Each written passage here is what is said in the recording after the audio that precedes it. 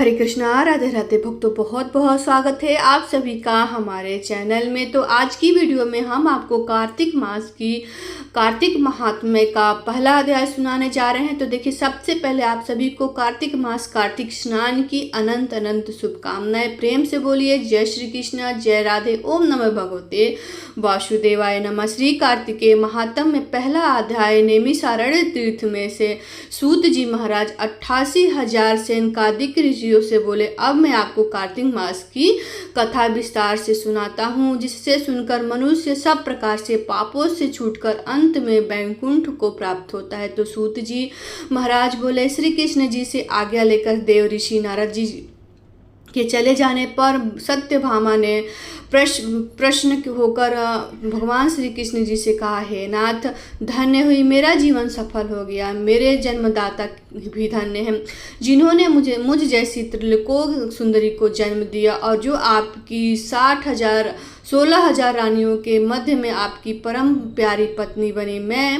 मैंने यह कल्प वृक्ष आदि पुरुष आदि के साथ नारद जी को दान में दे दिया, परंतु वही कल्प वृक्ष मेरे घर लहराया करता है, जिस बात को मृत्यु लोक में कोई भी स्त्री नहीं जानती है। हे त्रिलोकीनाथ, मैं आपको पूछना चाहती हूँ, आप मुझे विस्तार पूर्वक कार्तिक महात्म्य की कथा सुनाए, जिसके सुनने से मेरा हित हो और जिसके करने से संकल्प प्रयत्न भी आप मुझसे विमुख न हो।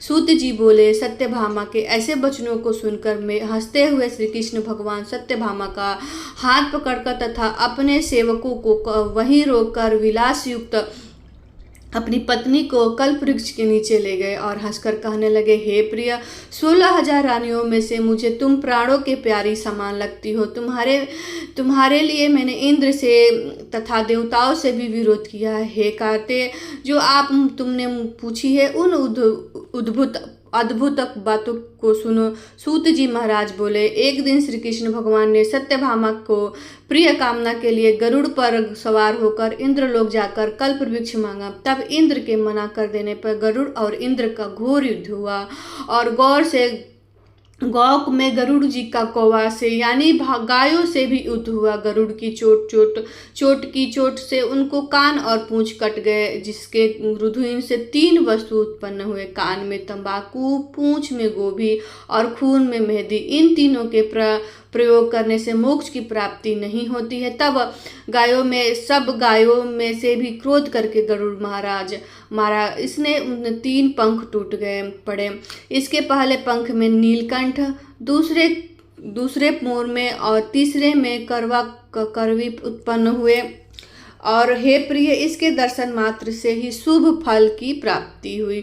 ये सुनकर सत्यभामा बोली, हे प्रभु, मैंने पिछले जन्म में कौन से दान, व्रत, जप, तप किए, मेरा कैसा स्वभाव था तथा मैं किसकी पुत्री थी और मुझे मृत्यु लोक में जन्म लेना पड़ा। मैंने ऐसे कौन से शुभ कर्म किए जिससे आपकी अर्धांगिनी हुई। श्री कृष्ण भगवान बोले, प्रिय, जो तुमने पूर्व जन्म में शुभ कर्म किए विस्तार पूर्वक सुनाता हूँ। पूर्व जन्म में से शतयुग के अंत में मायापुरी में अग्निगोत्र में देव शर्मा नाम का ब्राह्मण था।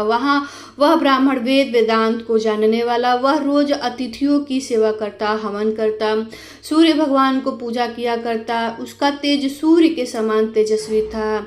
उसके वृद्धावस्था में गुणवती नाम की कन्या हुई। पुत्री के बड़े होने पर उसने उनका विवाह अपने एक शिष्य से किया, जिसका नाम चंद्र था। उसके साथ किया। चंद्र को यह अपने पुत्र के समान लगता था तथा चंद्र भी उसे अपने पुत्र के समान देता था। एक दिन दोनों कुश और संविदा देने के लिए वन में गए। हिमालय की तलहटी में भ्रमण करते हुए उन्होंने एक राक्षस को आते देखा। उस राक्षस से भय के मारे उसके सब अंग शिथिल हो गए और सामने और भागने की सामर्थ्य भी नहीं रही। तब उस काल में अदृश्य राक्षस ने उन दोनों को मार डाला।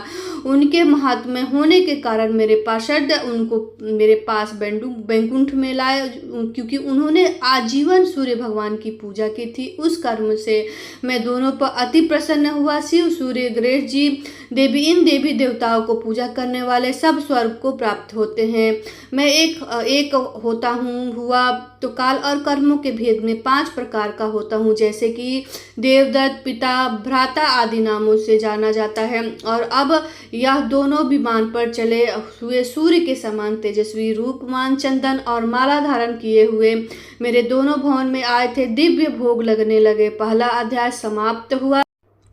फ्रेंड्स, जो कार्तिक महात्म्य सुनता है और जो पढ़ता है उसके समस्त पाप जलकर भस्म हो जाते हैं। भक्त की सभी मनोकामनाएं पूर्ण होती है। सांसारिक सुखों को भोग कर अंत में वैकुंठ धाम को जाता है। आशा करती हूँ कि आपको मेरी ये महात्म्य पसंद आई होगी और कार्तिक स्नान जो करता है वो सभी पापों से मुक्त होकर वैकुंठ धाम को प्राप्त करता है।